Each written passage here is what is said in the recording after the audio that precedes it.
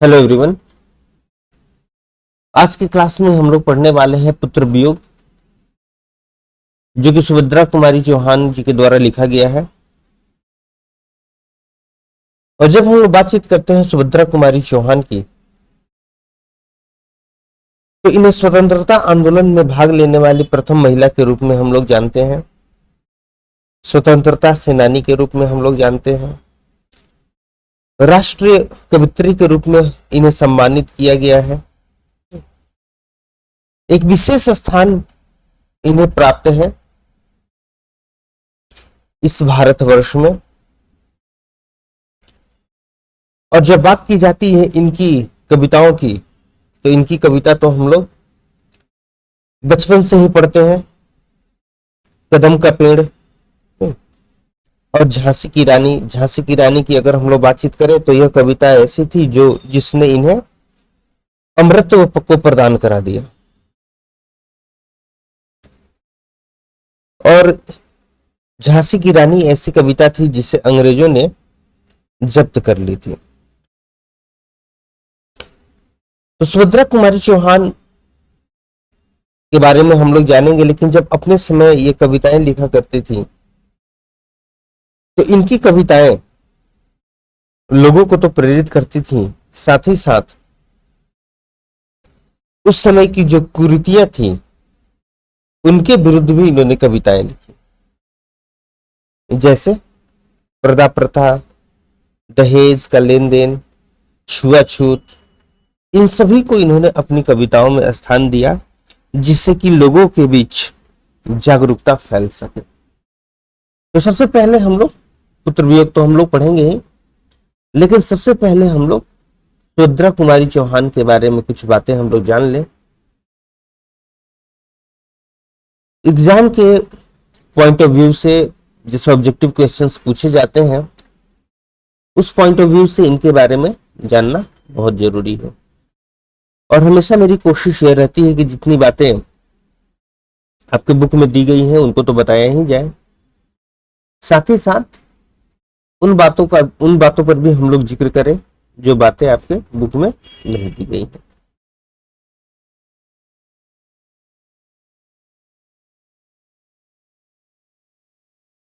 सुभद्रा कुमारी चौहान जी के अगर जन्म की तिथि हम लोग देखें,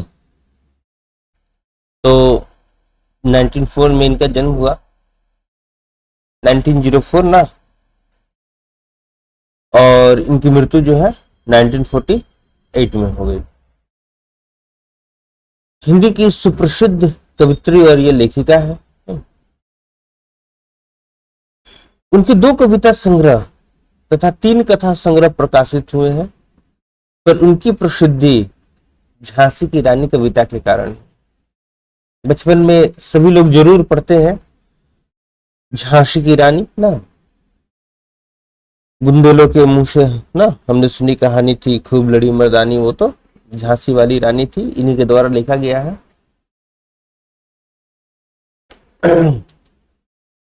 तो आगे देखते हैं बातें। ये राष्ट्रीय चेतना की एक सजग कवित्री रही हैं, किंतु इन्होंने स्वाधीनता संग्राम में अनेक बार जेल यातनाएं सहने के पश्चात अपनी अनुभूतियों को कहानियों में भी व्यक्त किया। तो जैसा कि शुरू में ही बोले, ये स्वतंत्रता सेनानी के रूप में जानी जाती है, और उस समय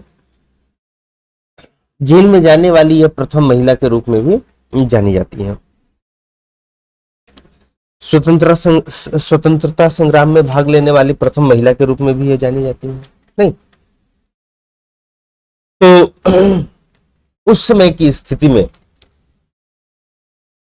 जब महिलाओं को घर के अंदर बंद रखा जाता था, पर्दा प्रथा की बात की जाती थी, उस स्थिति में यह स्वतंत्रता संग्राम में भाग लेती हैं, जेल जाती हैं। तो जब कोई महिला इतनी बड़ी कदम उठा रही है, उस स्थिति में जब सभी को घर में कैद रखा जा रहा है, तो इसके पीछे पालन पोषण का एक बहुत इंपॉर्टेंट जो रोल है वो प्ले किया जाता है। तब जाकर के एक महिला में इतनी ज्यादा करे जाती है। इसके बारे में भी हम लोग बातचीत करेंगे, आखिर ये इतनी आगे बढ़ी कैसे, क्यों इन्होंने भाग लिया ना, तो आगे ध्यान दिया जाए।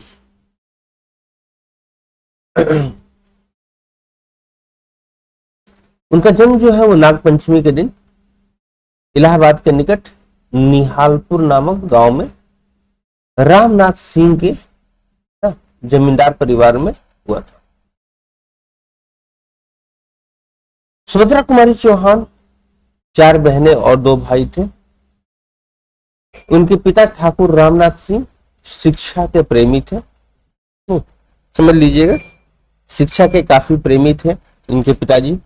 नहीं, अगर कोई महिला उस समय, जब बात की जा रही है 1904 की, अगर उस समय कोई महिला इतनी आगे बढ़ती है तो उसके पीछे सपोर्ट करने वाले जरूर हैं। ठीक है, तो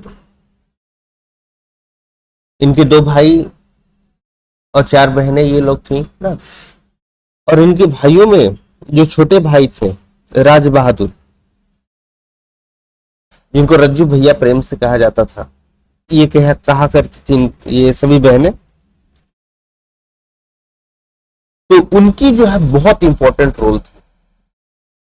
जब 7 साल की उम्र में, उस समय की स्थिति ऐसी थी, 7-8 साल की उम्र तक पहुंचते पहुंचते बच्चियों को घर से बाहर नहीं निकलने दिया जाता था। तो उस समय इनके जो भाई थे राज बहादुर, रज्जू भैया, उन्होंने इस बात को सुनिश्चित किया कि इनके घर की जितनी भी महिलाएं हैं, जो भी बहनें हैं, वो सभी पढ़ाई करेंगी। इसलिए वो लोग स्कूल तक पहुंचाने जाते थे, स्कूल से लाने जाते थे। ठीक। और 1919 में, याद होगा ये डेट, 1919 वर्ष तो याद ही होगा आप लोगों को ना। खड़वा के ठाकुर लक्ष्मण सिंह के साथ विवाह के बाद वे जबलपुर आ गए। ठाकुर लक्ष्मण सिंह कोई अनजान व्यक्ति नहीं थे, यह रज्जू भैया के ही दोस्त थे। और जब यह विवाह 1919 में किया गया था, उस समय यह विवाह बिना दहेज के और बिना घूंघट के किया गया था। तो पहले ही आप लोग को बताएं कि इनकी कविताओं में इस तरह की जो कुरीतियां थी, उनके विरोध के प्रति इनके स्वर उठा करते थे।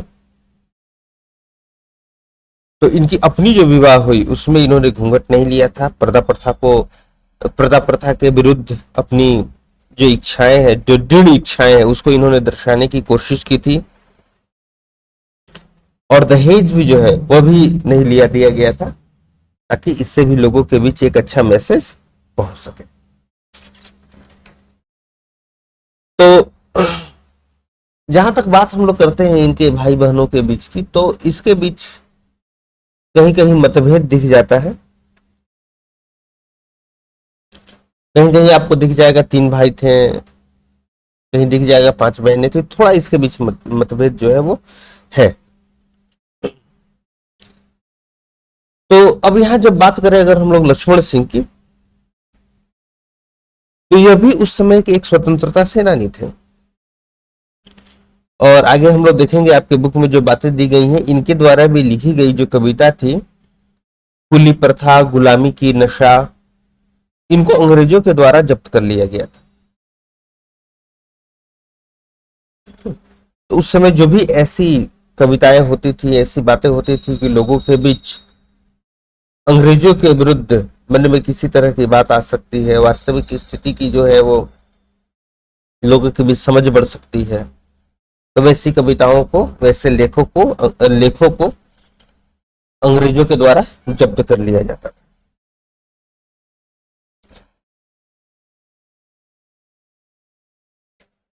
अशोक वाजपेयी जी की एक कविता है, अंतिम कविता है मेरे ख्याल से, अंतिम से पहली कविता है, जिसका नाम है हार जीत। इसमें अशोक वाजपेयी जी ने यही दर्शाने की कोशिश की है कि कैसे शासक वर्ग अब जिसके ऊपर वो शासन करते हैं उन सभी को वास्तविकता से अलग रखते हैं। वही काम अंग्रेज भी किया करते थे। ठीक है, फिलहाल आगे हम लोग चलते हैं। 1921 में गांधी जी के असहयोग आंदोलन में भाग लेने वाली वो प्रथम महिला थी। वे 2 बार जेल भी गई थी। ठीक है, एक बार तो ऐसी स्थिति थी जब इनकी पुत्री का विवाह हो रहा था, तो इनके पिता जो ठाकुर लक्ष्मण सिंह है वो जेल में थे ना, और इन्हें ही सारा कारोबार देखना पड़ा था।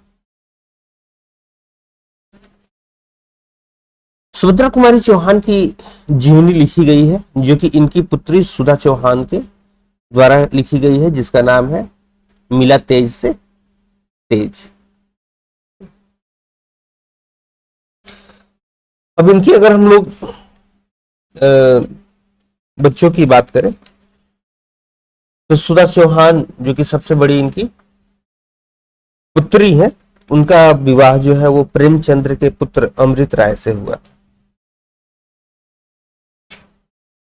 उस समय यह अंतरजातीय विवाह था, जो कि जात पात को सुभद्रा कुमारी चौहान नहीं मानती थी, और इसका उन्हें काफी लोगों ने इस विवाह का विरोध भी किया, लेकिन फिर भी उन्होंने मुंशी प्रेमचंद्र के पुत्र अमृत राय से इन्होंने अपने पुत्री का विवाह करवाया।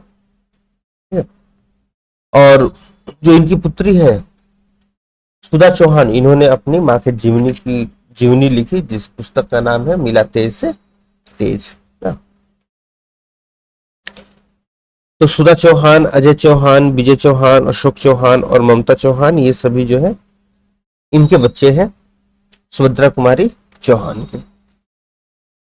और 15 फरवरी 1948 को एक कार दुर्घटना में इनकी मृत्यु हो गई थी, और कार जो है इनके पुत्र के द्वारा ही चलाया जा रहा था।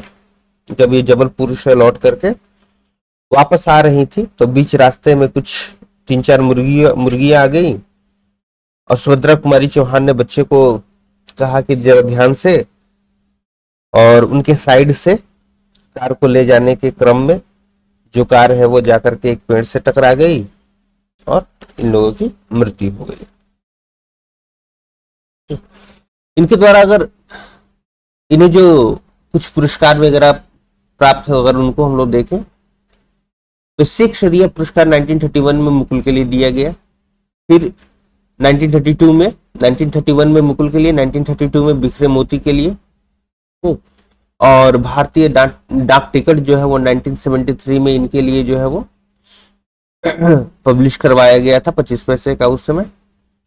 और जो ये हमारी नौसेना है, तटरक्षक, भारतीय तटरक्षक वाले जो है, वो इनके नाम पर, सुभद्रा कुमारी चौहान के नाम पर, इनकी भावनाओं को सम्मानित करने के लिए एक जहाज जो है वो सुभद्रा कुमारी, आप लोग को देखने में चलिए, तो तटरक्षक जहाज को सुभद्रा कुमारी चौहान का नाम दिया गया। ये कुछ बातें हैं जिनको आप लोग ध्यान में रखिएगा। अगर अब हम लोग देखते हैं आपके बुक में जो बातें दी गई हैं ना, वो आप देख सकते हैं, इनके जन्म के बारे में, इनके मृत्यु के बारे में ना,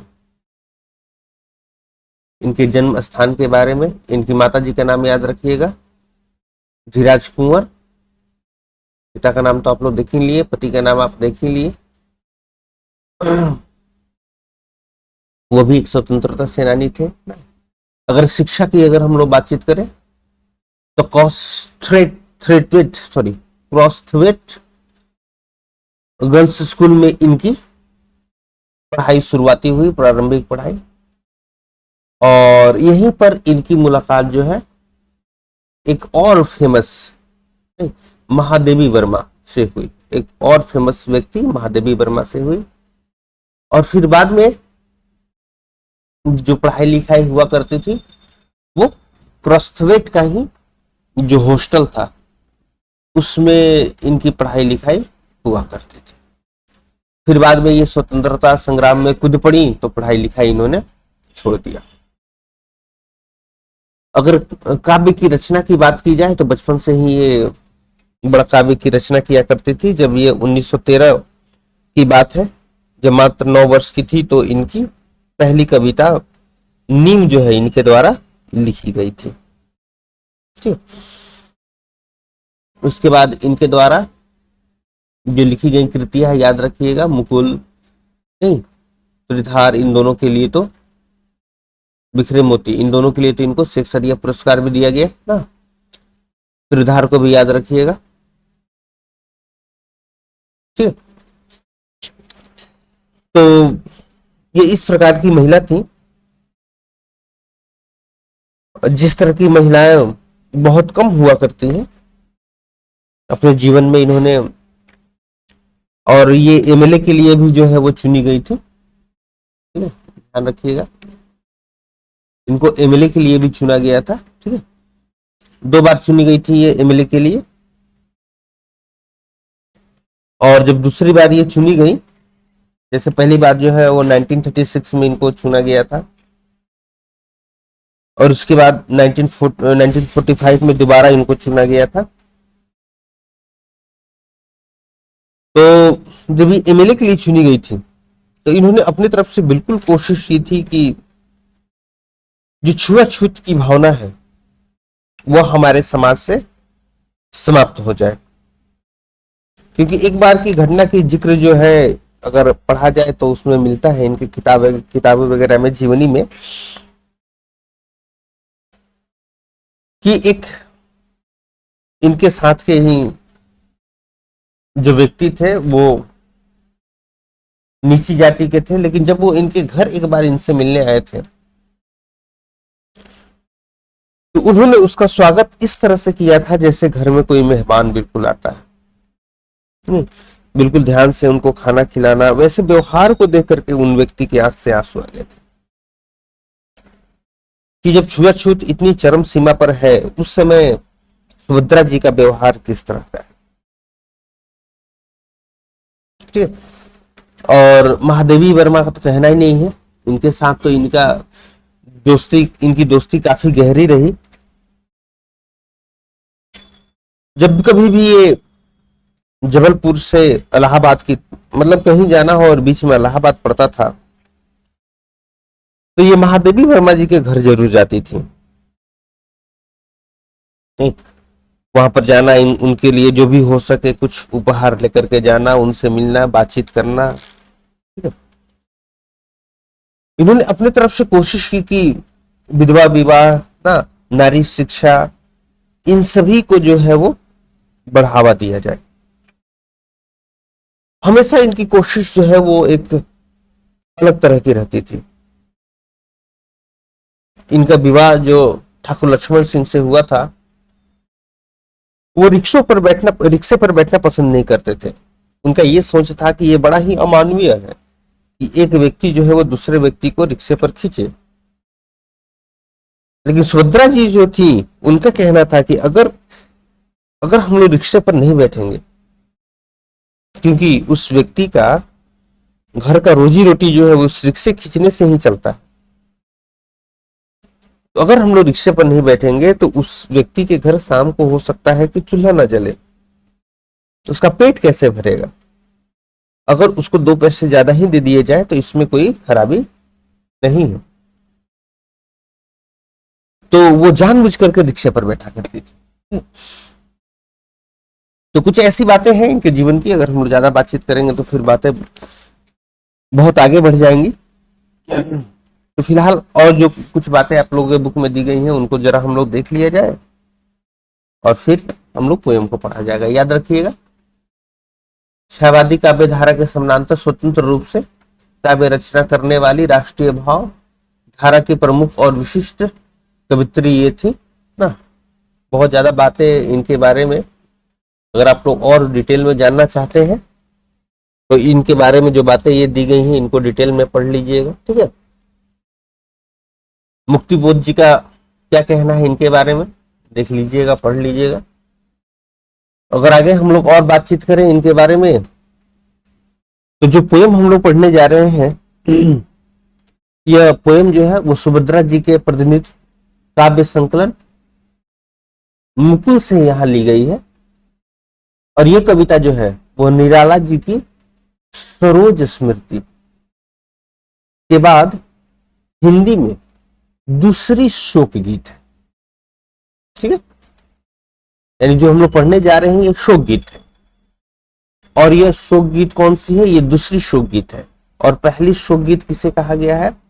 सरोज स्मृति को, जिसको निराला जी ने लिखा था। निराला जी भी बड़े अच्छे व्यक्ति थे ना, वो तो ऐसे व्यक्ति थे कि अब क्या कहा जाए,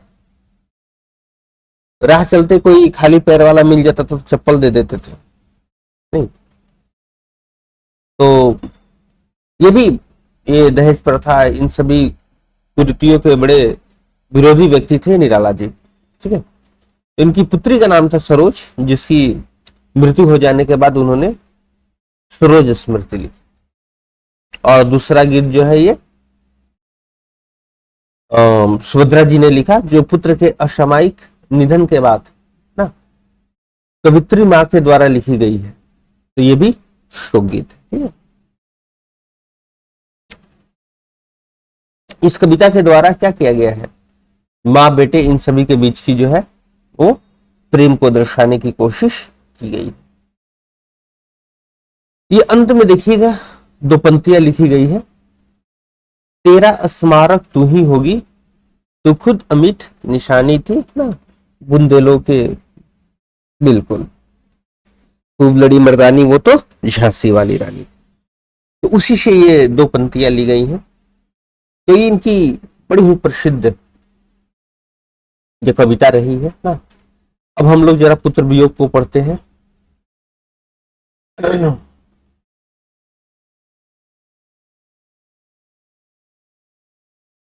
कुछ बच्चों का कहना है कि सर इतना ज्यादा डिटेल में इन सभी बातों को बताने की जरूरत नहीं है, तो मेरा काम है बताना।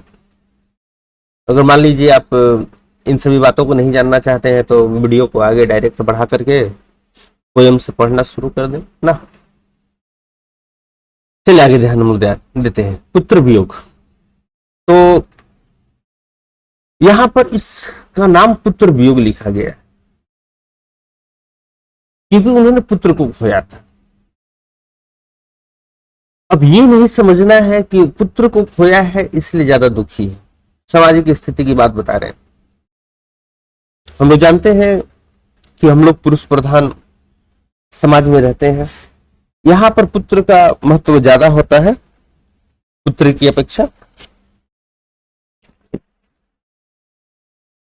तो इनकी कविता को देख करके यह नहीं समझना है कि चूंकि पुत्र की मृत्यु हुई है इसलिए यह ज्यादा दुखी है, ऐसी बात नहीं है। यह जो कविता है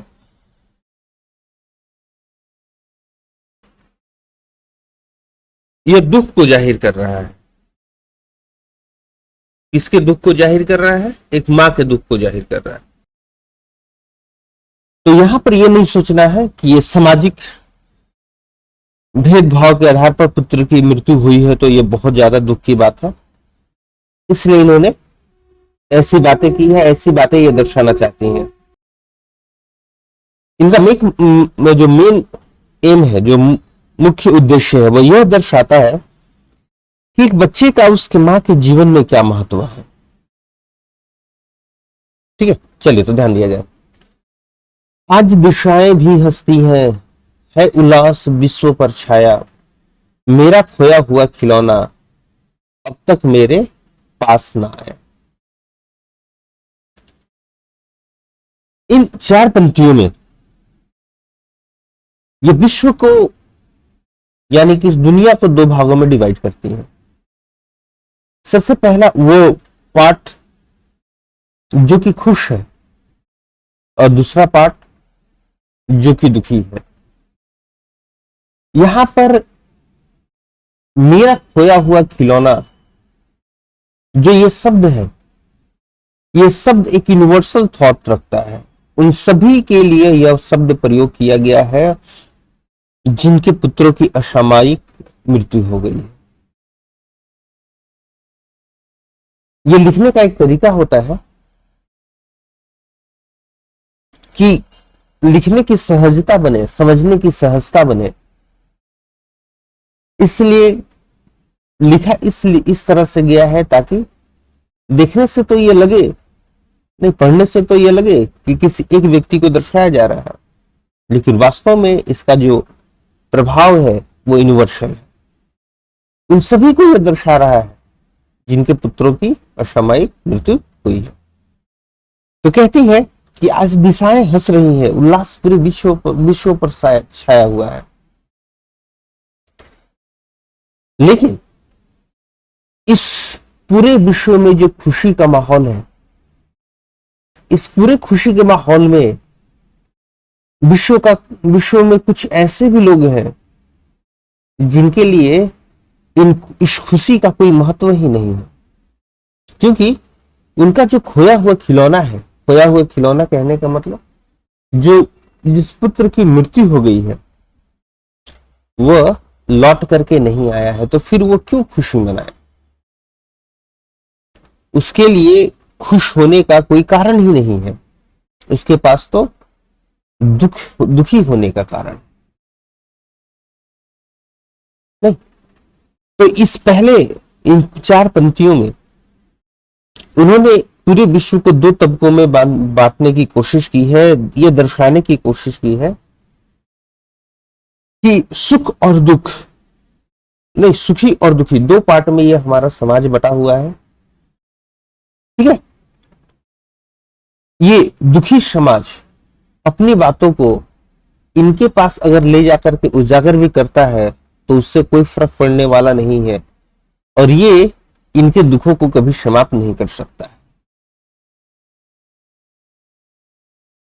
आगे देखिए, आगे की जो पंक्तियां हम लोग पढ़ेंगे, इन पंक्तियों में अपने जीवन से ज्यादा, जैसे इसको हम लोग देखा जाए, अगर इसको हम लोग मान ले 2nd, 3rd और 4th, इन तीनों में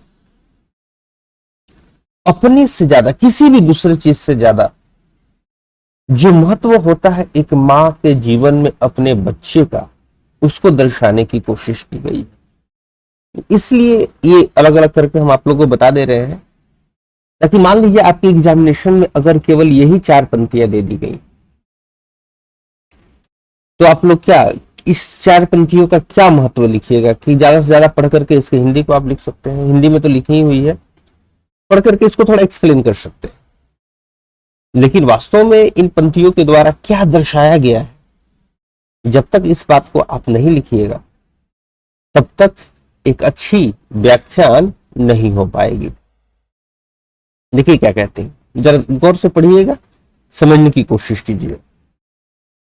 शीत न लग जाए, शीत मतलब ठंड ना, शीत न लग जाए इस भय से, नहीं गोद से जिसे उतारा, छोड़ काम दौड़कर आई, मां कहकर जिस समय पुकारा। ये शीत ना लग जाए मतलब बच्चे को ठंड ना लग जाए। ये अगर आप लोग इस बात को देखें तो एक मदर एंड फादर की जो सेक्रीफाइस होती है, जो बलिदान होती है, जो त्याग होता है, नहीं, उस बच्चे को ध्यान रखने की जो सोच होती है, उसको इसमें दर्शाया गया, क्योंकि सभी का पालन पोषण करीब करीब इसी तरीके से होता है। नहीं तो शीत ना लग जाए इस भय से, नहीं गोद से जिसे उतारा, गोद से उसको नहीं उतारी क्योंकि कहीं उसको ठंड ना लग जाए, और छोड़ काम दौड़ कर आई। अगर वो किसी काम में लगी भी रहती तो उस काम को ज्यों का त्यों छोड़ देती जब भी वो बच्चा मां कह करके पुकारता। नहीं, कोई जरूरत तो नहीं है उस बच्चे की, आखिर क्यों पुकार रहा है, किसी परेशानी में तो नहीं है। बहुत सारी जो सोच है वो मां के मन में आती और वो दौड़ करके सीधा बच्चे के पास चले आते। तो किस तरह से उसका केयर करती, किस तरह से वो ध्यान रखती, केयर करना नहीं, ध्यान रखने वाली बात जो है इन पंक्तियों में दर्शाई है, किस तरह से वो बच्चे का ध्यान रखती थी। ठीक है, नेक्स्ट देखा जाए, थपकी दे दे जिसे सुलाया, जिसके लिए लोरिया गाई, जिसके मुख पर जरा मलिनता, देख आंख में रात बिताई। क्या कहती है कि अगर बच्चे को नींद नहीं आती तो किसी भी तरीके से उसे शांत करने की कोशिश करती हो, थपकी दे करके, लोरिया सुना करके, किसी भी तरीके से वो कोशिश करती कि बच्चा जो है वो शांत हो जाए, सो जाए, किसी तरह की उसकी परेशानी ना हो। जिसके मुख पर अगर थोड़ी सी भी मलिनता आ जाए, थोड़ी सी भी परेशानी आ जाए, मलिनता गंदगी कहा जाता है, लेकिन गंदगी का यहाँ तात्पर्य नहीं, यहाँ पर है परेशानी। अगर उस बच्चे में जरा सी भी परेशानी आ जाती, नहीं, सर्दी हो जाए, खांसी हो जाए, बुखार आ जाए, किसी भी तरीके से उस बच्चे पर अगर परेशानी आ जाए, अगर वो बच्चा व्याकुल रहे, तो फिर मां को नींद कहां से आएगी। नहीं, बच्चा रो रहा है, परेशान है, तो फिर मां को नींद कहां से आएगी। तो फिर मां भी क्या करती है, उस बच्चे के साथ रात में जगी ही रहती। देख आंख में रात बिताई, नहीं, आंख में रात बिताने का मतलब है कि बच्चे के साथ साथ मां भी जगी हुई है। आगे क्या कहती है मां, तो ये जो तीसरी ना, ये जो तीसरा ये पार्ट जो है, ये जो पंक्तियां इसमें दर्शाई गई है, यह दर्शाता है कि माँ जो है अपने से ज्यादा महत्व बच्चे की देती है। नहीं, ये सेकंड में क्या दर्शाया गया, बच्चे के केयर करने का तरीका, कि माँ किस तरह से केयर करती है, ध्यान रखती है बच्चे का। थर्ड में दिखाया गया कि अपने से ज्यादा महत्व माँ जो है वो बच्चे को दे रही है। फोर्थ को देखते हैं, जिसके लिए भूल अपनापन, पत्थर को भी देव बनाया, कहीं नारियल दूध बतास से कहीं चढ़ाकर शीश नवाया। नहीं, इन पंक्तियों के द्वारा वो ये दर्शाती है कि जो दूसरे रिलेटिव है, दूसरे जो रिलेशन है, नहीं, दूसरे के साथ माँ का, पिता का जो भी संबंध हो, उन सभी संबंधों से ऊपर उसने अपने बच्चे को महत्व दिया। सभी अपनेपन को भी उससे जरूरत पड़ा तो वो उसको वो कम समय दी, अपनों को कम समय दी, नहीं, लेकिन ज्यादा समय उसने अपने बच्चे को दिया। कहती है कि अगर जरूरत पड़ा तो उसने पत्थर को भी देव बनाया। आप लोग जानते हैं हमारी सभ्यता, हमारी संस्कृति में सभी को महत्व दिया जाता है। नहीं, कहीं नारियल, कहीं दूध बतास से जो भी हो वो सब उसने चढ़ाया, ताकि उस बच्चे की स्थिति, जो बच्चे जो है वो सलामत रहे, बच्चा जो है वो बिल्कुल निरोग रहे, सुखी रहे, नहीं, बल बुद्धि विद्या सब कुछ उस बच्चे को मिले। उसके लिए इन्होंने माँ से जो हो सके उस माँ ने किया। तो माँ क्या कर रही है, यह दर्शाना चाहती है कि कोई भी जो रिलेशन होता है, कोई भी जो संबंध होता है, वो एक माँ के लिए उसके बच्चे से ज्यादा बढ़ करके नहीं होता है। सबसे बड़ा जो संबंध है, सबसे ज्यादा जो कोई भी बात अगर महत्वपूर्ण है किसी माँ के लिए, तो वो महत्वपूर्ण है उसका बच्चा। आगे देखिए, फिर भी कोई कुछ ना कर सका, छीन ही गया खिलौना मेरा, मैं असहाय विवश बैठी ही रही, उठ गया छौना मेरा। नहीं, एक रियलिटी को दर्शा रही है, इंसान की सीमा को दर्शा रही है। नहीं, इन पंक्तियों के द्वारा इंसान की एक सीमा को दर्शा रही है कि इंसान जो है इतनी ज्यादा सीमित है इस धरती पर, वो चाह करके सब कुछ नहीं कर सकता है। ठीक है, कहते हैं कोई कुछ नहीं कर सका, नहीं, सभी जो है वो बस देखते ही रह गए। यह भी विवश बैठी रह गई, कुछ नहीं कर सकी। चाहती तो थी कि बच्चे के लिए बहुत कुछ कर दे, कैसे उसको बिल्कुल सही कर दिया जाए, स्वस्थ कर दिया जाए, नहीं, उसको निरोग बना दिया जाए, लेकिन ये नहीं कर सकी, क्योंकि इंसान जो है वो, उसकी शक्तियां सीमित हैं, वो सब कुछ नहीं कर सकता है।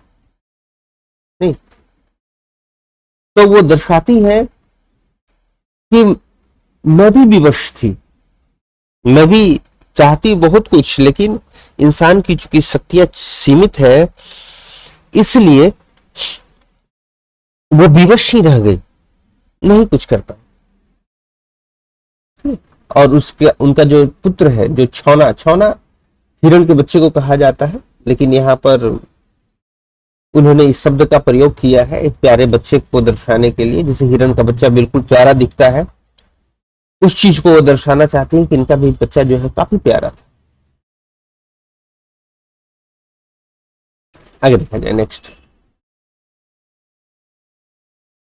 तड़प रहे हैं विकल प्राणी प्राणी ये, मुझको पल भर शांति नहीं है, वह खोया धन पा न सकूं, इसमें कुछ भी भ्रांति नहीं। रियलिटी को दर्शा रहे हैं, इस दुनिया के एक वास्तविकता को दर्शा रही हैं कि उसको खोने के बाद प्राण तो बिल्कुल तड़पता ही है सभी का।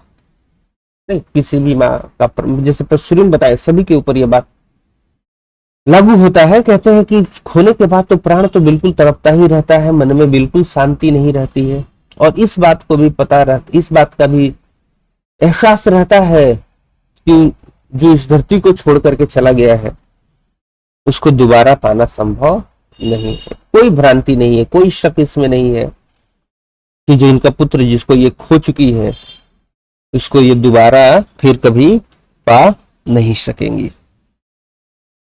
नहीं, तो कह रहे हैं कि प्राण तड़प रहे हैं, मन को शांति नहीं है, और इसमें भी कोई शक नहीं है कि दोबारा उसको कभी प्राप्त ये नहीं कर सकेंगे। नहीं, अपनी भावनाओं को दर्शाते हुए आगे क्या कहती हैं, फिर भी रोता ही रहता है, नहीं मानता है मन मेरा, बड़ा जटिल नीरस लगता है, सुना सुना जीवन में। क्या एक माँ की भावना है, उस भावना को दर्शाती है, कहती है, फीलिंग्स को दर्शा रही है कि मन जो है फिर भी रोता ही रहता है, पता है कि वो मिलने वाला नहीं है, फिर भी मन रोता रहता है।